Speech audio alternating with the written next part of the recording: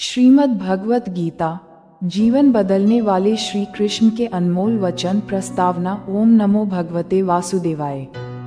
जय श्री कृष्णा। राधे राधे। श्रीमद् भगवत गीता केवल एक धर्मग्रंथ नहीं है, बल्कि यह जीवन जीने की एक संपूर्ण कला है। यह वह दिव्य प्रकाश है जो अंधकार में डूबे हुए मनुष्य को सही मार्ग दिखाता है। जब जीवन की कठिनाइयां और संसार के झंझट हमें चारों ओर से घेर लेते हैं, जब हम दिशाहीन महसूस करते हैं, तब गीता की वाणी हमारे मन को वह शक्ति प्रदान करती है जिससे हम हर बाधा को पार कर सकते हैं। भगवान श्री कृष्ण द्वारा कुरुक्षेत्र के मैदान में अर्जुन को दिया गया ये ज्ञान आज भी उतना ही प्रासंगिक है जितना हजारों साल पहले था। गीता के 18 अध्यायों और 700 श्लोकों में ब्रह्मांड का हर सत्य समाहित है। अक्सर लोग कहते हैं कि संस्कृत कठिन है या इसका गूढ़ अर्थ समझना मुश्किल है, लेकिन आज के इस वीडियो में हम गीता के उन चुनिंदा सूत्रों पर चर्चा करेंगे जो आपके जीवन के हर कदम पर काम आएंगे। मेरा विश्वास है कि इस चर्चा के अंत तक आप एक अद्भुत मानसिक शांति और नई ऊर्जा का अनुभव करेंगे। ज्ञान और विश्वास का महत्व भगवान श्री कृष्ण कहते हैं, जिस व्यक्ति के भीतर ज्ञान की कमी है और जो ईश्वर पर संदेह करता है, वह कभी सुख और सफलता प्राप्त नहीं कर सकता। अर्जुन को उपदेश देते हुए श्री कृष्ण ने कहा था, हे पार्थ, जिन लोगों के मन में मेरे प्रति श्रद्धा नहीं है, जो संशय में डूबे रहते हैं, वे मुझे प्राप्त नहीं कर पाते। ऐसे लोग जन्म और मृत्यु के इस चक्र में बार बार फंसते रहते हैं। संशय, डाउट, आत्मा का विनाश करता है। वहीं दूसरी ओर जो भक्त अनन्य भाव से मेरा स्मरण करते हैं, जो मुझ पर पूर्ण विश्वास रखकर अपने कर्म करते हैं, उनके योग क्षेम, उनकी भलाई और सुरक्षा की जिम्मेदारी मैं स्वयं अपने कंधों पर लेता हूँ। एक अनमोल सूत्र। दुनिया में कौन क्या कर रहा है, क्यों कर रहा है और कैसे कर रहा है, इन बातों से आप जितनी दूरी बनाकर रखेंगे, आप उतने ही सुखी रहेंगे। दूसरों के जीवन में झांकने के बजाय खुद के मन को सुधारने पर ध्यान दें। आत्मसम्मान और रिश्तों की मर्यादा। श्री कृष्ण हमें रिश्तों की गहराई भी समझाते हैं। जब एक विवेकशील और धैर्यवान व्यक्ति अचानक किसी से रिश्ता रखना बंद कर दे, तो समझ लेना चाहिए कि उसके आत्मसम्मान को कहीं गहरी चोट लगी है। प्रेम और मोह के बीच एक महीन रेखा होती है।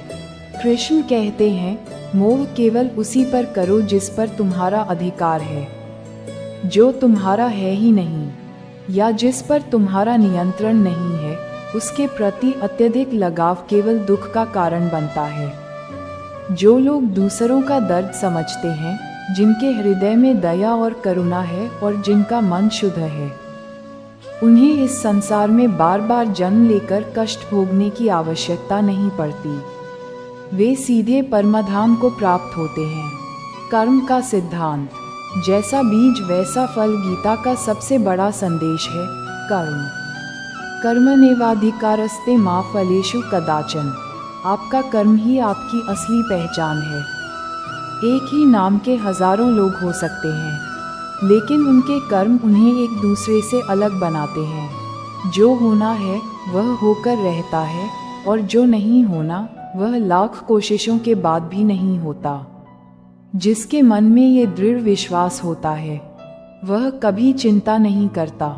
कर्म उस फसल की तरह है जिसे हर हाल में काटना ही पड़ता है। यदि आप आज कड़वे बीज बो रहे हैं, तो कल मीठे फल की अपेक्षा नहीं कर सकते। इसलिए हमेशा अच्छे कर्म रूपी बीज बोएं ताकि भविष्य की फसल सुखद हो। आत्म परिवर्तन। हमें खुद को जितना हम बदल सकते हैं, उतना कोई और नहीं बदल सकता। दूसरा आपके बारे में क्या सोचता है, यह महत्वपूर्ण नहीं है।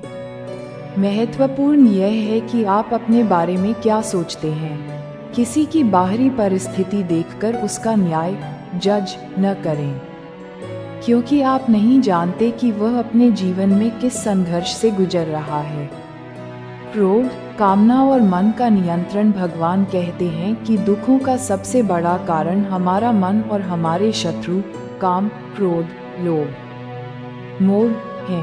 क्रोध मनुष्य का सबसे भयानक शत्रु है। क्रोध में इंसान की बुद्धि हर ली जाती है और जब बुद्धि काम नहीं करती तो विनाश निश्चित है। जब हम किसी सांसारिक वस्तु के बारे में बार बार सोचते हैं तो हमें उससे आसक्ति, अटैचमेंट हो जाती है। आसक्ति से इच्छा पैदा होती है और जब वह इच्छा पूरी नहीं होती तो क्रोध जन्म लेता है।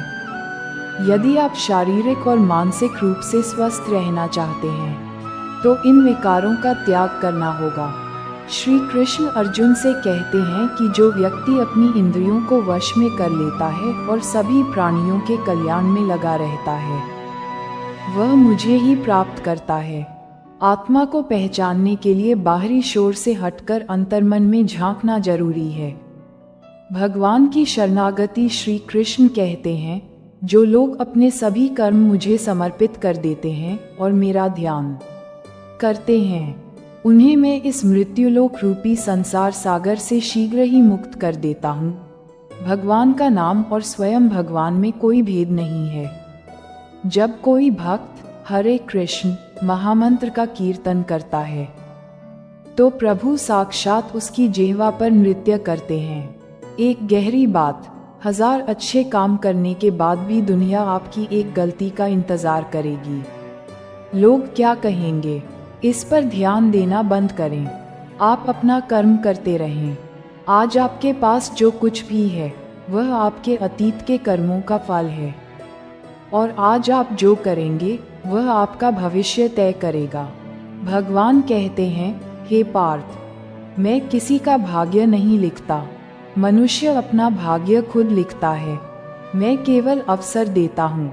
विफलता और ईश्वर का संकेत। क्या आप जानते हैं कि भगवान जिस पर विशेष कृपा करते हैं उसे अक्सर कठिन परीक्षाओं से गुजारते हैं। यदि आप बार बार असफल हो रहे हैं, बाधाएं आपका रास्ता रोक रही हैं, तो दुखी न हो। यह एक संकेत है कि भगवान आपको कुछ बड़ा सिखाना चाहते हैं और आपको बहुत आगे ले जाना चाहते हैं। धोखा या छल करने वालों के साथ आज नहीं तो कल वही होता है जो उन्होंने दूसरों के साथ किया है। सत्य के मार्ग पर चलने वालों को भले ही देर से सफलता मिले, लेकिन उन्हें हर पल शांति मिलती है।